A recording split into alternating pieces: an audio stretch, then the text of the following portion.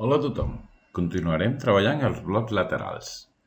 Us recordo que per poder posar i configurar els blocs laterals que tenim en el menú de la dreta, que podem amagar i mostrar, hem d'activar l'edició.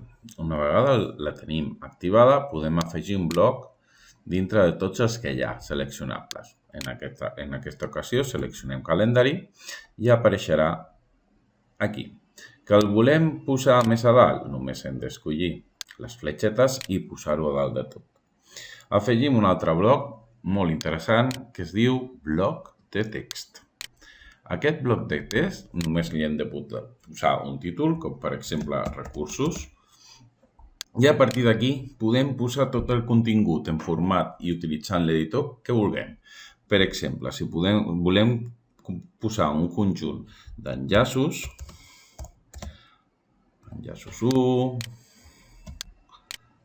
enllaços 2, enllaços 3, el que nosaltres volguéssim, d'acord? L'únic que hem de fer és seleccionar-lo, fer-lo, seleccionar com volem que es visualitzi, inclús podríem posar una imatge, un vídeo, tot el que nosaltres volguéssim, d'acord? Ho desem i fixeu-vos com apareix. Aquest bloc, si creiem que és molt interessant, el podem posar fins i tot per sobre del que és el calendari. Aquesta configuració és la que nosaltres desitgem. Si traiem l'edició, així és com ho veuríem tots els recursos i els enllaços o la informació que nosaltres creiem important, el calendari, l'activitat, tots aquests blocs laterals són accessos directes que ens fan que el nostre curs tingui més versatilitat i puguem accedir tant als esdeveniments com als continguts. Entre el menú de la dreta i el menú de l'esquerra, el nostre curs intenta evitar tot el que és l'scrolling. D'acord? És a dir, si jo vull anar a TV3, doncs vaig directament al recurs, no he de navegar pel curs, perquè això era un tipus de recurs enllaços, en recordeu? Si vull anar a l'exemple de llibre, doncs puc anar aquí.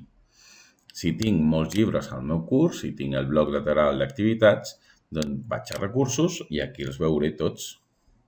Tipus de recurs, d'acord? I podré accedir a ells directament, com podeu veure.